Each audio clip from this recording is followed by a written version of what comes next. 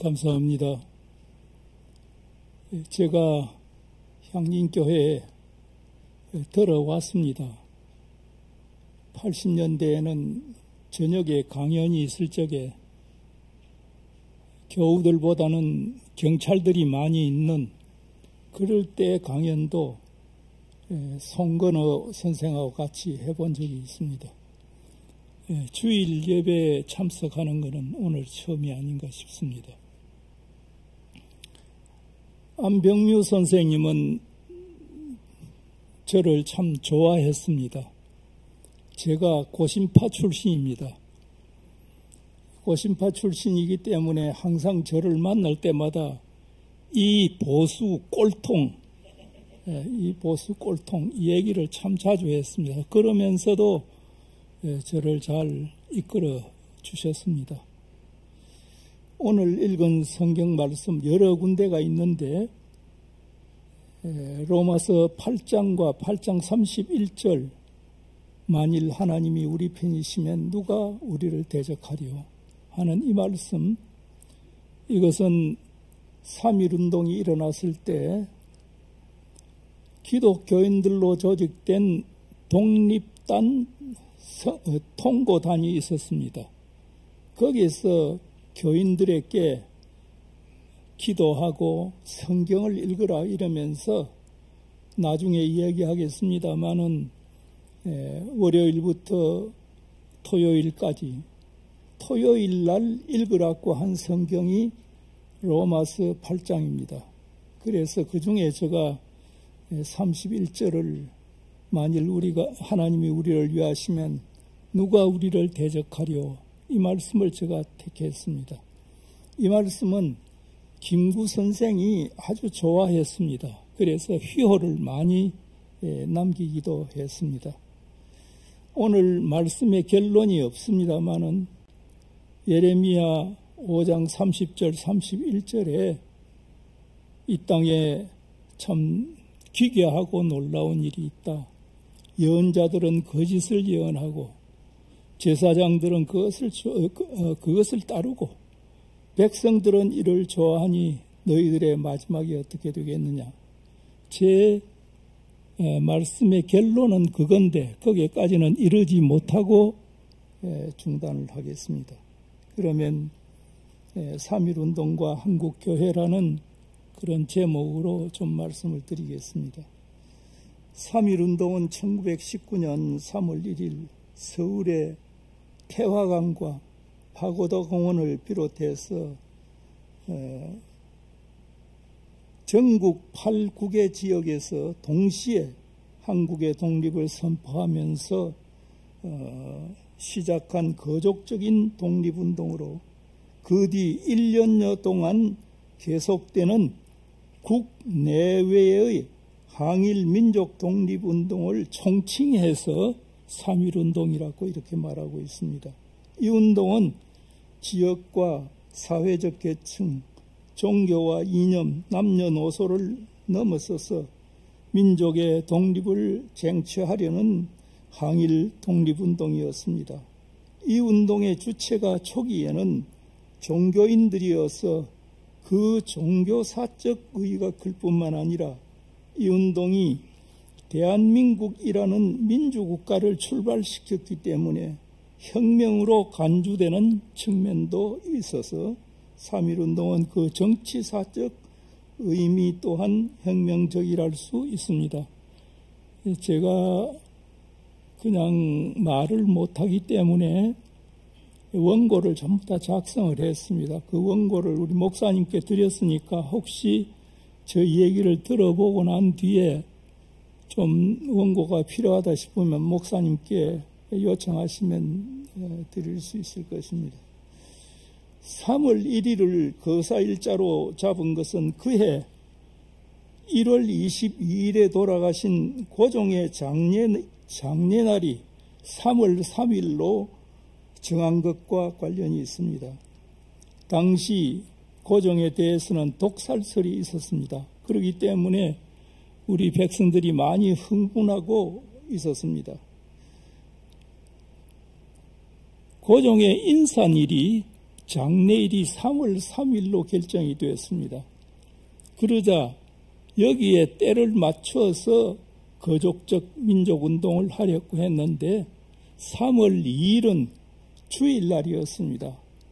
그래서 이날은 기독교인들을 배려해서 이날 하지 않고 3월 1일로 이렇게 당겼던 것입니다.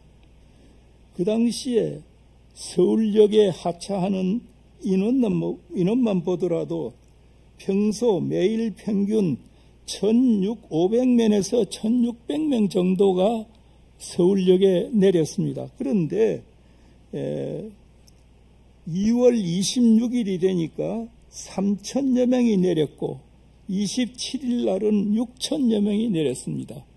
그러니까 고종의 장례일에 참가하기 위해서 전국적으로 사람이 모였습니다. 이런 기회를 이용해서 독립운동을 해보자 하는 이야기였습니다. 3월 1일 낮 12시경부터 선언서에 서명한 민족대표 33인이 인사동 소재 태화관에 모이기 시작했습니다. 오후 2시까지 길선주, 유여대, 정춘수, 김병조 이 다 기독교 목사들입니다. 33인 중에서 이 4사람을 제외하고 29명이 참석을 했습니다. 독립선언서를 낭독하고 이어서 총독부 경무총관부에 연락을 했습니다. 독립선언을 했다는 것을 연락했습니다. 그리고 파고다 공원에서 그때 이 민족 대표를 기다리고 있던 학생들은 대표들이 나오지 않으니까 자기들 독립적으로 독립선언식을 거행하고 시가행전에 나서게 되었습니다. 이날 만세운동을 일으킨 곳은 서울을 비롯해서 약 8군데, 전국적으로 8군데였습니다. 고종의 장례날인 3월 3일에도 예산, 개성, 사리원, 수원, 수안, 송림, 곡산, 통천 등지에서 3월 3일 고종의 인산일에도 만세운동이 일어났습니다. 만세운동은 사흘 말까지 집중적으로 일어났다가 점차 퇴조하게 되었습니다. 일본 군경의 탄압이 가혹한 데다가 파리 강화회의에서 1차 대전을 마무리하기 위한 파리 강화회의가 파리에서 열렸는데 이 회의에서 조선 독립 문제를 논의하지 않기로 했다는 보도가 있었기 때문에 4월이 지나면서 조금씩 퇴조하기 시작했습니다. 4월 1일 전국 67개 지역에서 일어난 것을 정점으로 해서 4월 11일까지는 매일 10여 곳 이상 일어났습니다. 50곳 이상 일어난 날만 3일이었습니다. 그리고 30곳 이상 일어난 날도 15일이나 되었습니다.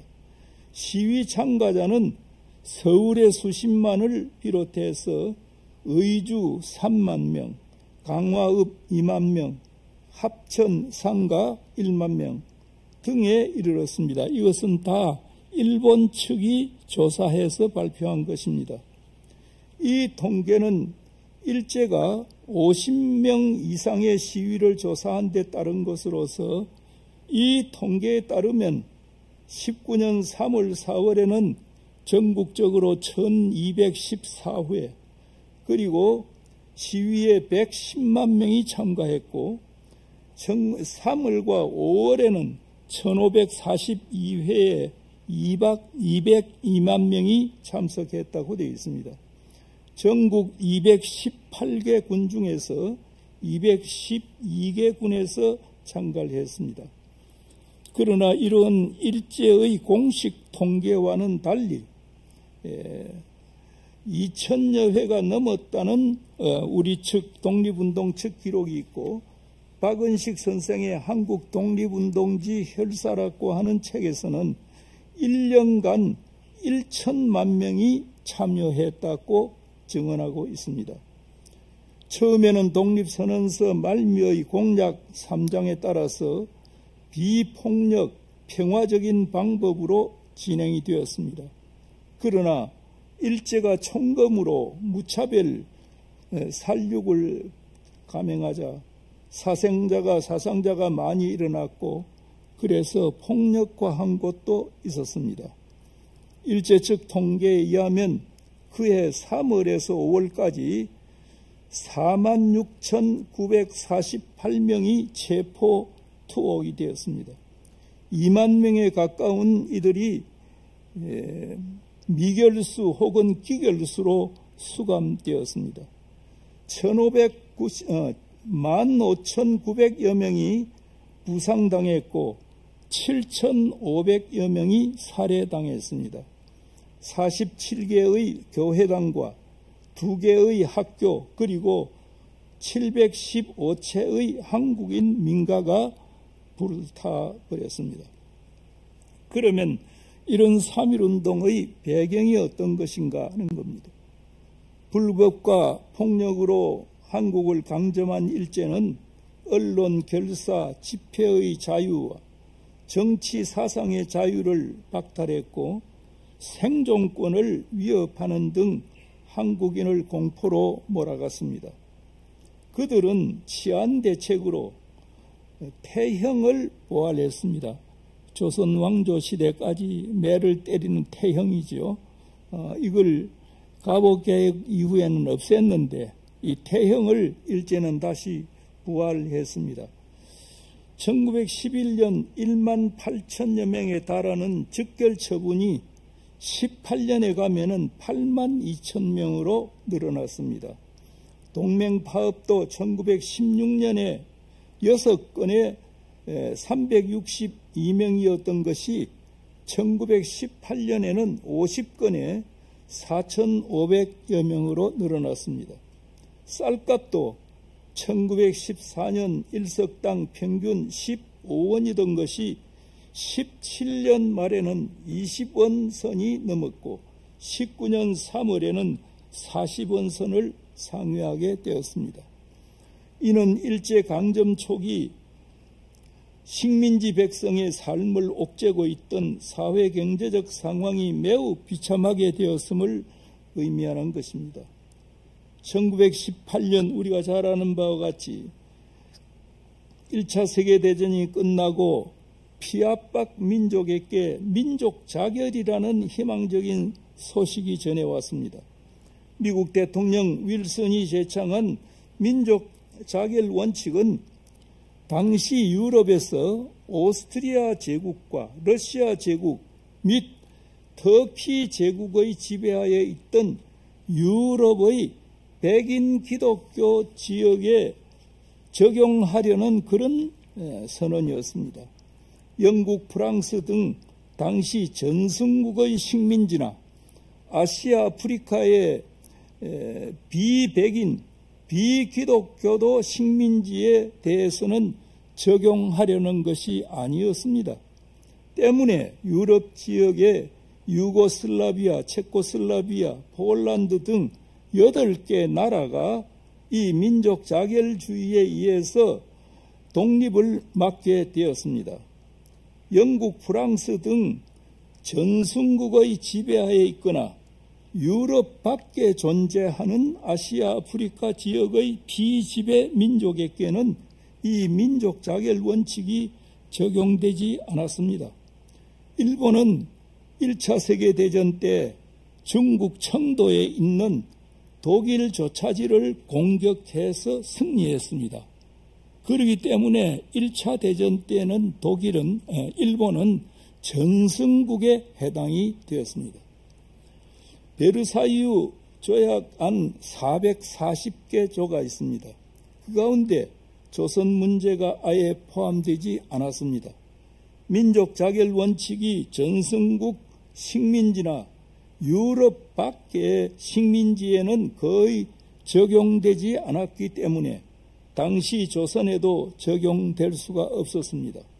그럼에도 불구하고 조선인들은 전승국 제국주의자들의 이런 의도에 개의치 아니하고 세계사의 반전을 기하렸고 3.1운동을 일으켜 기선을 제압했다고 할 수 있습니다. 말하자면 당시 민족 자결이라는 복음이 조선 민족에게는 해당되지 않았음에도 불구하고 이를 제 것으로 만들어서 용감히 일어선 최초의 민족이 우리 민족이요, 이 원칙을 자기의 운명에 적용시켜 권리한 최초의 봉화가 3.1운동입니다. 3.1운동의 배경에는 앞에 거론한 배경 못지않게 한국인의 주체적인 활동을 무시할 수 없습니다. 1차 세계대전이 끝날 무렵 세계사의 움직임을 간파한 해외 독립운동가들은 기민하게 움직였습니다. 중국의 망명한 여운령 등은 1918년 8월 20일 상해 프랑스 조계지에서 신한청년당을 조직하고 그해 11월 11일 1차 세계대전이 종결됨에 따라 파리 강화회의의 대표 파견을 서둘러서 19년 2월 1일 김규식 선생을 상해에서 출발시켰습니다. 김규식은 3월 13일 파리에 도착, 평화회의 한국민 대표단을 설치하고 독립청원서의 한국 독립항공서 외에 한국 독립항공서 등 여러 문서들을 작성해서 강화회의에 제출하고 각국 대표와 언론에 배포했습니다. 그에 일어난 3.1운동의 결과, 나중에 다시 조금 설명하겠습니다마는 1919년 4월 11일에 상해에서 대한민국 임시정부가 수립되자 파리에 파견된 김규식의 신분은 신한청년당 대표에서 대한민국 임시정부 대표로 이렇게 변경이 되었습니다. 상해에서 파리 강화회의의 대표를 파견했다는 소식은 각국에 산재했던 우리 독립운동계를 고무시켰습니다. 파리에 파견된 대표들을 뒷받침하기 위해서는 여러 곳에서 독립운동 세력이 움직여야 했습니다. 신한청년당도 국내와 일본, 만주, 노령 지역의 대표를 파견, 각지의 독립운동을 활성화시켰습니다. 선우액이라고 하는 이 백오인 사건 때 걸려서 고생을 많이 한 분입니다. 이분은 국내에 들어와서 이승훈, 양전백, 길선주, 이승훈 장로, 양전백, 길선주 두 분 목사님이죠. 등 33인 가운데 이 세 분이 다 들어 있습니다. 서북지방 기독교 지도자들을 만나서 독립운동을 논의했습니다. 이광수 등은 일본에 파견돼 가지고 독립운동을 고취하고 28 독립운동의 선언서를 작성한 후에 다시 상해로 돌아왔습니다. 여운영 선생은 만주와 연해주를 방문해서 파리의 활동을 전하고 독립운동을 고양했습니다. 그 결과 3.1운동에 앞서 여러 곳에서 독립선언서가 발표되었습니다. 2월에는 간도 노령 지역에서 대한독립선언서, 이걸 무오독립선언이라고도 합니다. 발표되고 동경에서는 우리가 잘 아는 바와 같이 일본 유학생들을 중심으로 28 독립선언이 발표되었습니다. 이것은 파리 강화회의의 대표를 파견한 것과 깊은 관련이 있습니다. 3.1운동 발발의 준비 단계로서 큰 의의를 여기서 발견할 수 있습니다. 이런 해외의 움직임과 함께 국내에서는 종교계를 중심으로 독립운동을 계획하고 있었습니다. 종교계가 중심이 되었던 것은 일제강점 후 대부분의 언론 사회단체가 해산되어 민족운동을 이끌고 갈 수 있는 마땅한 조직이 없었습니다. 그러나 당시 종교단체는 집회가 가능했고 교단마다 산하 지방기구가 조직되어 있었습니다. 천도교의 경우 1905년에 동학에서 천도교로 이름을 개명한 후에 그 다음에 전국적인 대조직을 갖게 되었습니다. 기독교도 장로회의 경우는 1912년 9월에 총회가 조직되었고 지방에 9개의 노회가 조직이 되었습니다. 그래서 총회, 노회, 시찰회, 당회의 조직으로 연결이 되었습니다. 감리회의 경우 북감리회는 연회 산하의 10개의 지방회, 남감리회의 경우는 연회 산하의 7개의 지방회를 갖고 있었습니다. 그래서 그들도 연회, 지방회, 구역회로 연결되는 조직망을 갖고 있었던 셈입니다. 천도교와 기독교는 각기 개별적으로 독립운동을 계획하다가 2월 중순부터 합작이 계획되었습니다. 천도교와 기독교와의 연대에는 백오인 사건 이래 민족운동으로 촉망받던 이승훈 장로가 큰 영향력을 발휘했고 불교와의 연대에서는 최린, 한용운의 노력이 컸습니다.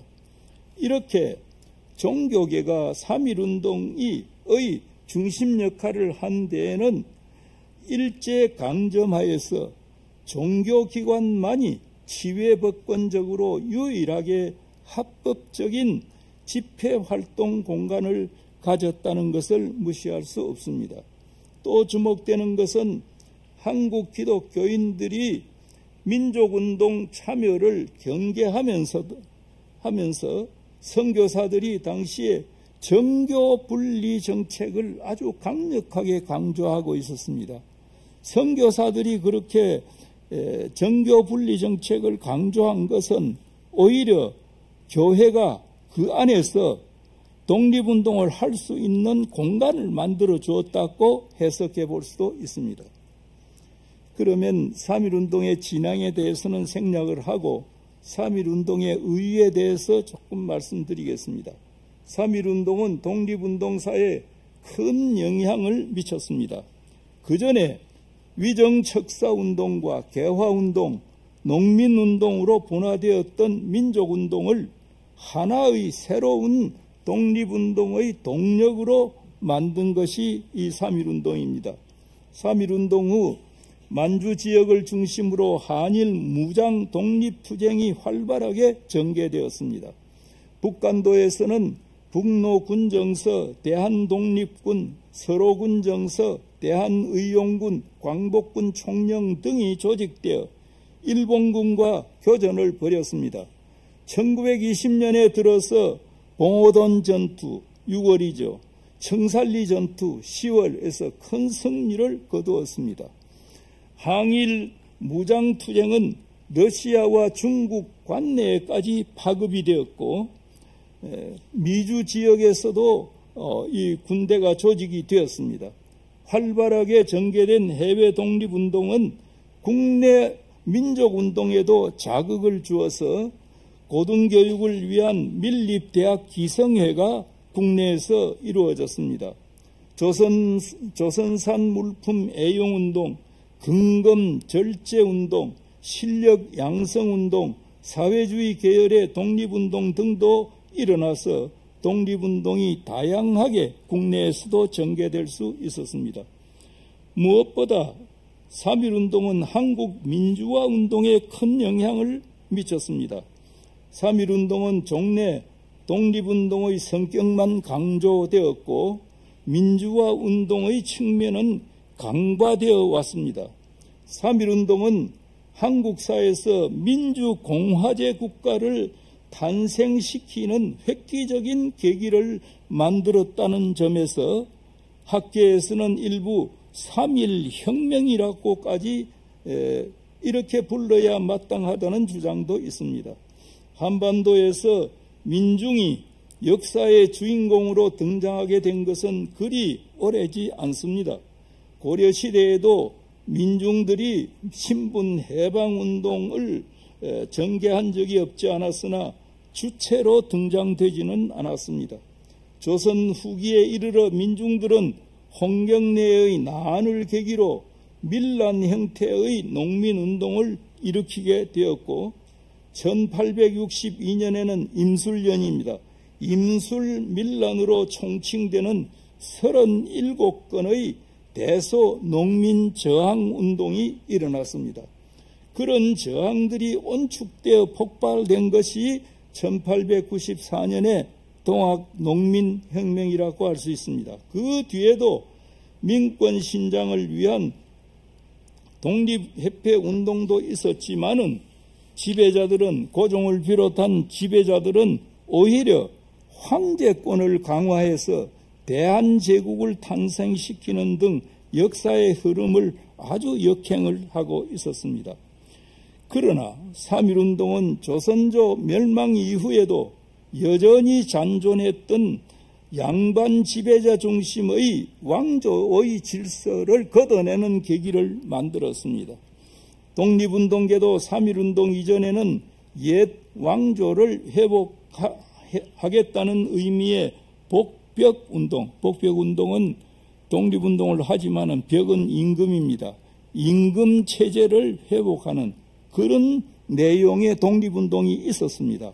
이 복벽운동의 성격이 잔존하고 있었습니다. 그러나 1917년에 상해에서 발표된 대동단결선언이 저 황제권 소멸의 때가 1910년 얘기죠. 때가 곧 민권 발생의 때요. 구한국 최후의 날은 곧 신한국 최초의 날이라고 천명한 것은 국민주권의 이론을 정립하는 데 큰 계기가 되었습니다. 대동단결 선언에 이어서 대한독립선언서, 아까 말씀드렸던 무호독립선언이라고 됐습니다. 28독립선언 역시 독립운동으로 건립될 국가는 민주주의에 입각한 신국가임을 명시했습니다. 3.1 독립선언에서도 독립한 새 나라의 주인이 되는 민주의 나라임을 분명히 했습니다. 1919년 4월 11일 비록 해외에서 이루어진 것이지만 민주의 나라가 세워졌다는 것은 한민족이 출애굽의 역사를 시작한 것이며 조선민족이 민주라는 새 생명을 가진 나라로 새로 탄생했음을 의미합니다. 독립선언서를 통해 조선의 독립을 선언한 조선민중은 1919년 4월 11일 상해 프랑스 조계지에서 국호를 대한민국으로 하는 임시정부를 건립했습니다. 이에 앞서 국내에서는 3.1운동을 준비하고 있던 기독교 측의 감리교 측입니다. 현순 목사, 이분은 영어를 아주 잘하는 분이었습니다. 현순 목사를 상해 쪽으로 파견을 합니다. 파견해가지고 조선의 독립운동을 세계에 알리는 한편 독립선언 이후 상해를 중심으로 해서 정부 수립을 준비하도록 부탁을 했습니다. 국내 독립운동계의 파송을 받은 현순 목사는 3월 1일 상해에 도착했습니다. 3월 1일 이전에 파송이 돼가지고 3월 1일에 상해에 도착해가지고 여운홍 선생의 동생입니다. 김규식, 선우혁, 김철, 이광수 등과 협의해서 해외 독립운동가들과 연락해가지고 상해로 모으는 한편 독립선언에 따른 이제 독립을 선언했으니까 나라를 세워야 되는 거죠. 독립선언에 따른 정부 조직을 추진하게 되었습니다. 4월 10일 밤 29명의 조선의 각도를 대표하는 독립운동가들이 모여서 밤새도록 토론을 했습니다. 이 모임 이름을 그 뒤에 임시의정원이라고 했습니다. 국회 댁입니다. 그 이튿날 10개조로 된 임시헌장을 발표했습니다. 헌법입니다. 그리고 국호를 대한민국으로 하는 임시정부를 수립했습니다. 대한민국은 민주공화국임, 첫 조가 그렇습니다. 대한민국은 민주공화국임이라는 임시헌장 제1조는 몇 번에 걸친 개헌에도 불구하고 그대로 유지되다가 임시정부 하에서 그대로 유지되다가 그 다음 1948년 대한민국이 건국이 아니라 이루어지자 헌법 제1조로 이렇게 등장하게 되었습니다. 우리가 잘 아는 바와 같이 대한민국은 민주공화국이다라고 하는 것은 이미 19년 4월 11일 임시정부를 수립할 때 대한민국은 민주공화제임 하는 그것을 그대로 계승해가지고 이루어졌다는 것입니다. 과거 황제의 나라였던 대한제국은 3.1운동을 통해 백성이 주인인 나라 대한민국으로 새롭게 탄생했습니다.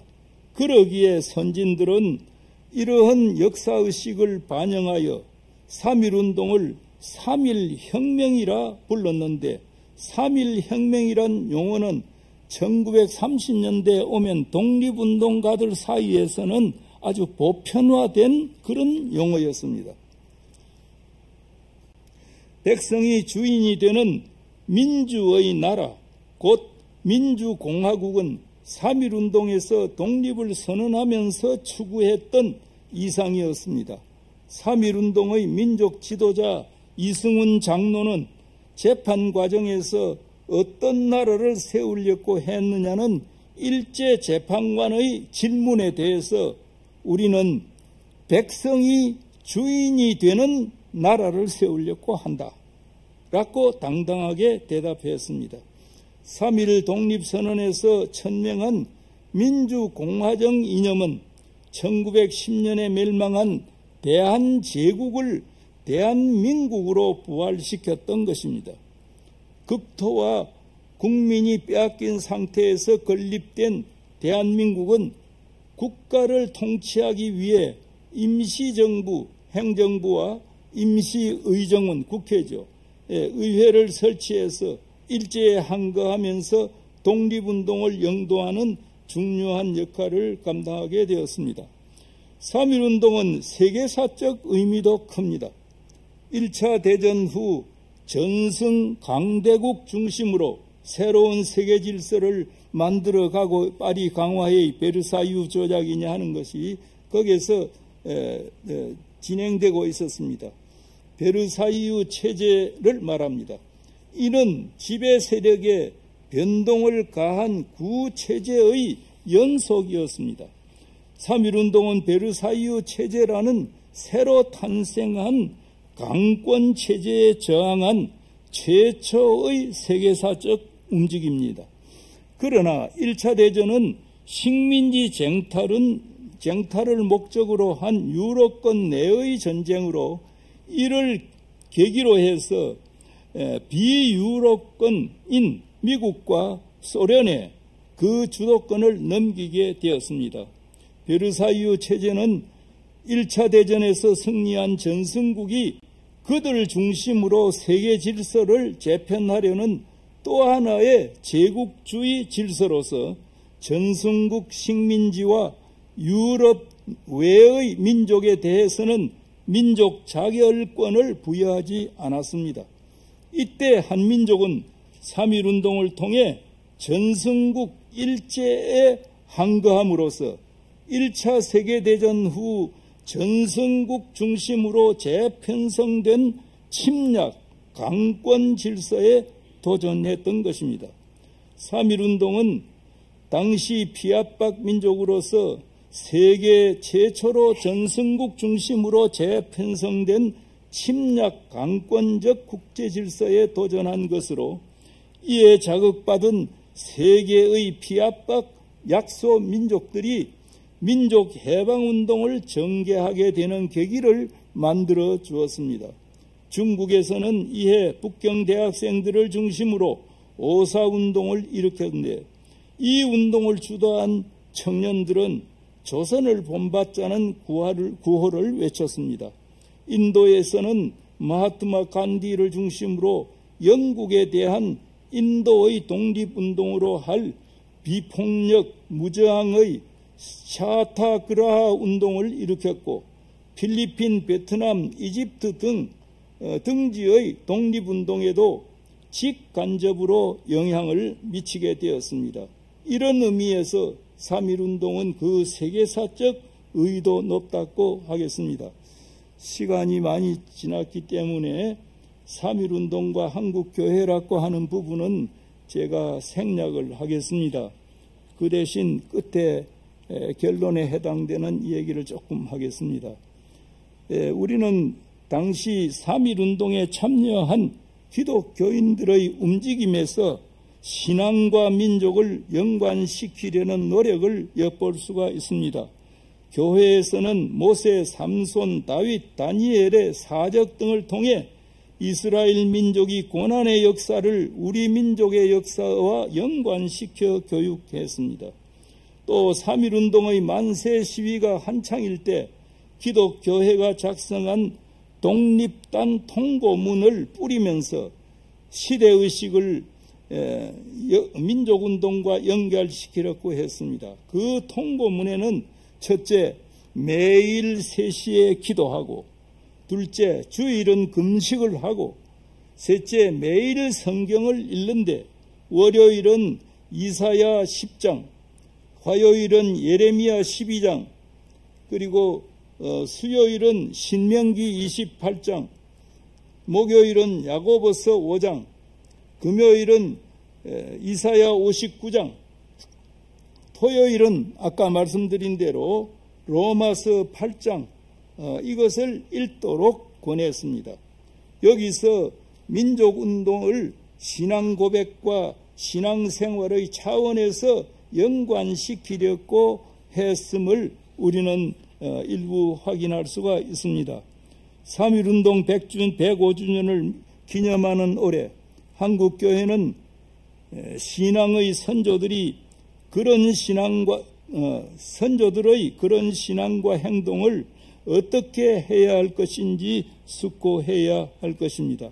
3.1운동은 민족의 독립을 위해 지역과 계층, 종교와 이념, 남녀와 노소를 초월하여 전개한 항일 독립운동이었습니다. 특히 천도교와 기독교, 불교가 연대하여 이 거대한 운동을 폭발시켰습니다. 종교 간의 이런 연대와 협력은 지금 한국 교회에 어떤 메시지를 주고 있습니까? 3.1운동에서는 일제라는 외세의 침략 강점을 물리치고자 했는데 해방 80년을 바라보는 오늘날은 외세의 지배를 완전히 우리가 벗어나고 있는가? 기미 독립선언은 분명히 한국의 자주 독립과 한국민의 자주 민임을 선언했는데 지금은 어떤 상태인가? 오늘의 상태를 보는 한국교회의 해안이 필요할 것으로 생각합니다. 3.1운동과 기미 독립선언서에서는 평화를 강조했습니다. 거기에 인용하는 것은 제가 생각하겠습니다. 오늘날 한국의 분단은 주변 나라들의 평화 및 안위와도 깊은 관련이 있습니다. 한반도의 평화와 통일은 한민족의 자주독립을 추구할 뿐만 아니라 동양평화, 나아가서는 세계평화에도 크게 기여할 것입니다. 한국교회는 3.1운동 105주년을 맞아 한국이 세계의 역사에 줄 수 있는 귀한 선물이 바로 한반도의 평화 통일을 기하고 이를 다짐하고 이 분단의 삶을 평화적으로 극복할 수 있는 데 있다고 생각합니다. 아무런 무기도 들지 않고 맨손으로 조국의 자주 독립을 구현하려고 노력했던 선진들을 되돌아보면서 한국교회도 평화 통일과 세계 봉사의 가치를 새롭게 다짐하게 되기를 이 시간 간절히 기원합니다. 제 이야기는 여기서 마치겠습니다. 다 함께 말씀을 생각하면서 침묵하도록 하시겠습니다.